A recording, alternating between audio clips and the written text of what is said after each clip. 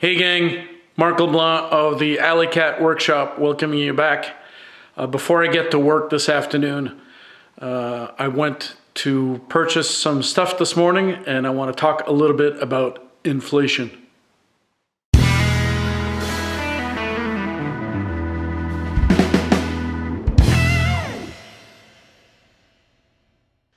So here's where we stand right now. The brunt of the cabinets, the lower cabinets, is done.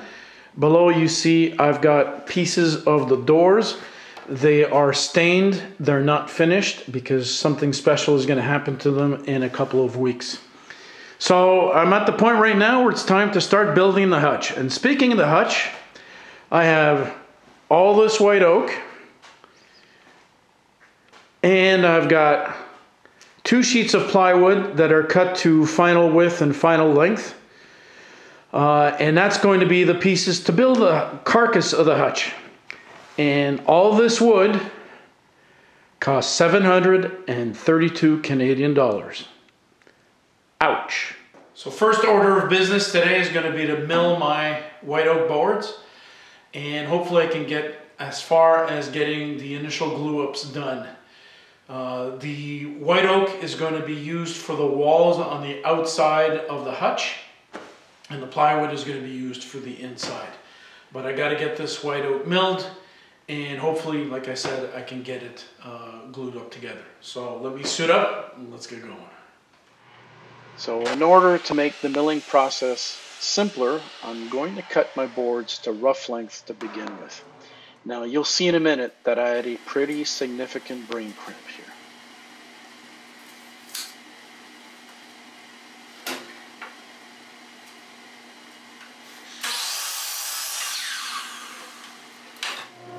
Then it's off to the jointer to flatten out one side of the boards and one edge.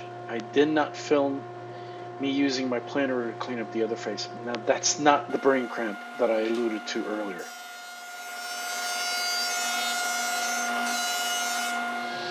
Finally, I'm off to the table saw to cut the boards to final width. Now I did 2 cuts, the first being 1/16 of an inch wider. Then I flipped the board over and used that freshly cut edge against the fence while cutting to the actual final width.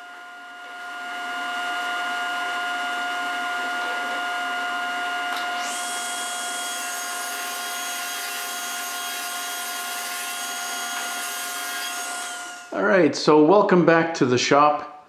Last Friday I completed milling my boards, and the little trick that I showed you to join the boards, well, this is the result. So here are all my boards, and there's no clamping pressure whatsoever, but you can see that the seams are really tight already. So if you have a really good table saw with a good fence, you're going to get this type of joint using that little trick. One thing that little trick will not save you is if you have a brain cramp.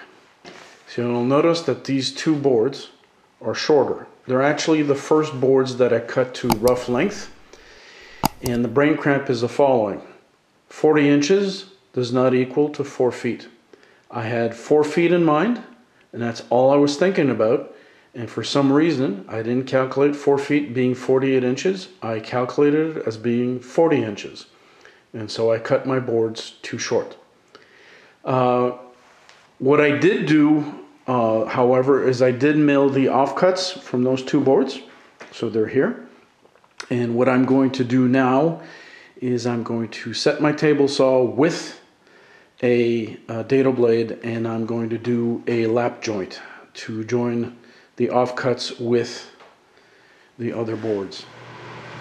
To make this lap joint work, I first need to make sure that both the main board and the offcut are perfectly square.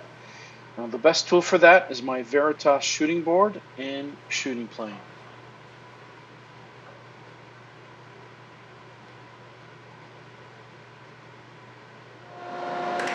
Next, we're back at the table saw, where I installed my dado stack and dialed in the height of the blades to match the, half the thickness of my board.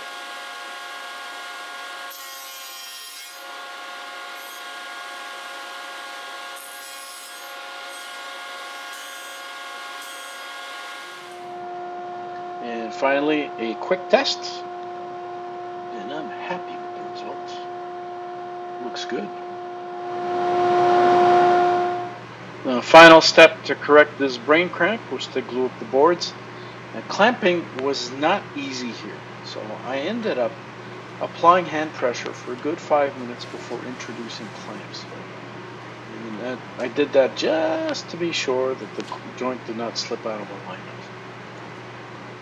So while my reunited boards are cooking and the glue is setting up, let me talk to you about the next step and what I'm going to do here. So I've taken a piece of plywood that I had pre-cut to 19 inches wide and 4 feet long, 48 inches. What I've done is I've laid out some lines for dados and rabbits that are going to be used in this build. So at the back there is a 1/2 inch rabbit which is halfway down the side, and what I did is I have my dado blade set up in my table saw. I ran a test piece. It's exactly a 1/2 inch wide and it's exactly half of the way deep into this plywood. So I'm going to be running all of my boards on that back strip, at least one, so that we get that set up. There's also 2 rabbits, one on the bottom and one on the top, that are the same width as the plywood itself, because they are going to accept, in this case, a full board that will be the ceiling of the hutch, and in the bottom there will be 2 strips just to give it more stability and more strength.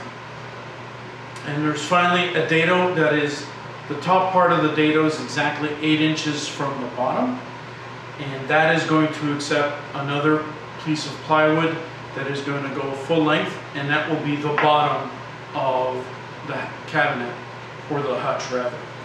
In this space I'm going to have a drawer, and that will slide between, you know, these 2 spots, and we'll be using that for cutlery, for storing of any small items that we might have that might not fit in the actual cabinet. So I have 4 pieces of plywood to cut this way, and eventually I'm going to have the 2 outside sides in white oak that will have the exact same layout. So it's a lot of rinse and repeat, and off we go. So off camera, I did a lot of testing. That was on the 5th of December to see how I was going to do my rabbits and dados. On the 6th, back on the 6th here, I started by sanding down my reunited boards.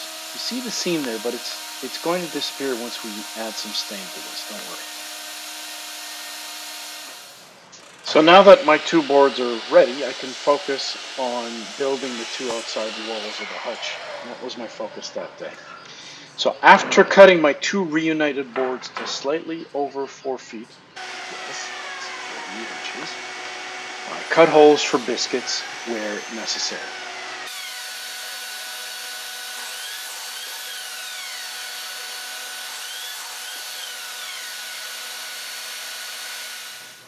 And once done, I got my workbench ready for the glue up. Now I have a roll of craft paper on one of the ends of my workbench.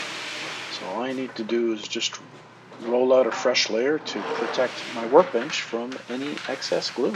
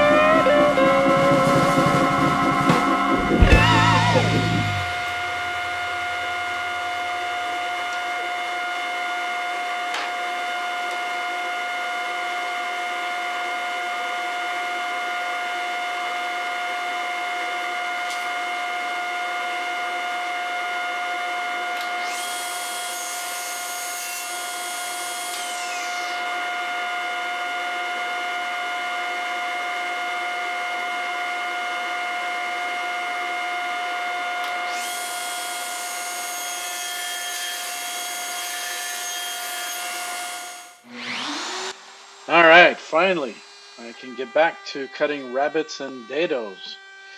So I'll have a full video on the coming days on how to best use the Boro router plate. It's worthwhile just to take the time to look at that individually. It's a great tool, and in this case it worked really, really well for this application.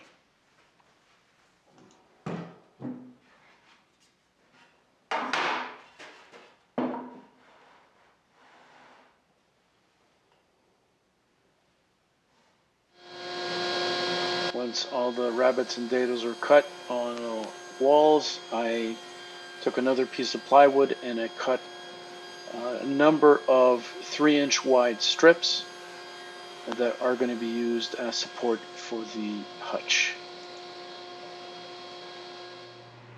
Believe it or not, we're actually getting close to assembly time. So what I'm doing here is I'm pre-drilling some holes in the rabbits and the dados that will eventually accept screws when we put all this thing together. Alright, so I'm doing a dry assembly now. I really wasn't sure how this was going to work out. So the first thing I did was put one of the walls down on the bench and then put the bottom shelf into its corresponding dado. Then I flipped that whole assembly so that it would basically stand on the bench. And before I went any further, I put a couple of screws just to secure these two pieces together. Next, I put the other wall up and again secured that with a couple of screws just so that we would be sure that we could continue. Now, obviously this thing wasn't exactly perfectly square, but I did make adjustments as I went along.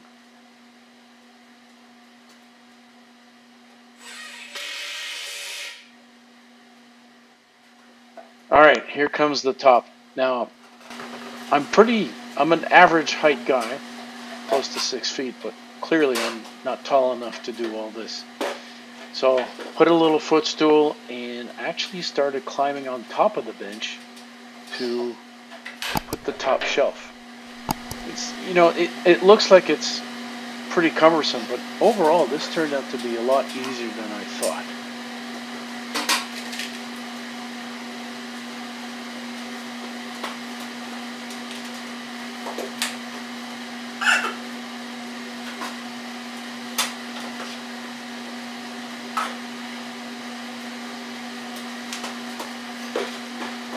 And of course you see me, I'm being very sarcastic here.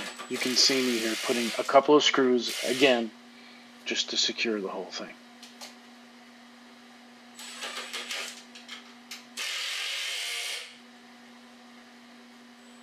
And on the other side as well.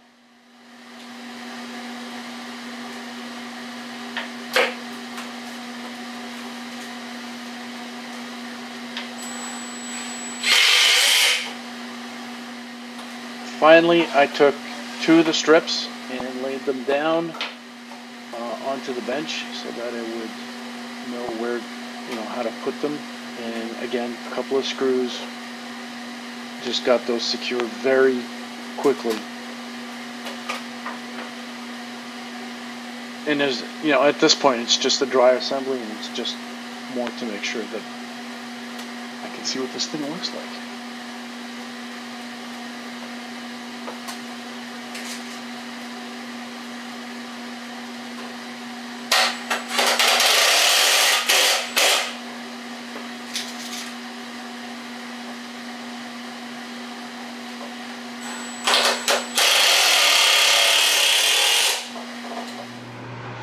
And while we're at it, I'm going to start drilling holes for the shelf pins. So I'm using the Craig shelf pin jig. This is a pretty inexpensive jig. It's very precise, very easy to use. If you have questions on how this operates, it's pretty simple. There's a pin that you put in the last hole that you drilled, and then you can move the jig up the face of the sidewall, quick clamp, and then with the drill you've got a specialized drill bit with its own stop just go ahead and drill the holes as you go along.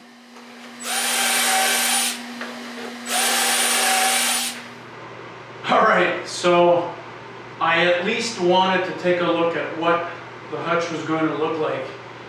So I put together the center section. That's the quote-unquote easiest section to put together. I'm really happy with what it looks like. I also, as you saw me, drill the holes for shelving. The shelving is going to be glass, so that I'm going to put a light on the top so that the light can actually show all the dishes that will be exposed in the hutch. I wanted to actually take this and move it onto the piece of furniture and see what it looks like, but this is too heavy. So I'm going to need some help to bring this over to the actual piece of furniture. But before I do that, I'm going to take all this apart and I'm going to put the finish, the varnish that I need in order to complete this piece completely. And then I'll work on the other two sides. So I think I'm going to stop the video over here. Next videos might talk about the lights, might talk about the face frame, but you know, we're making progress here, so this is really good news. Good week, very good week. So folks, if you haven't done so, I appreciate it if you subscribe, if you hit that like button. You know the drill, it's pretty simple.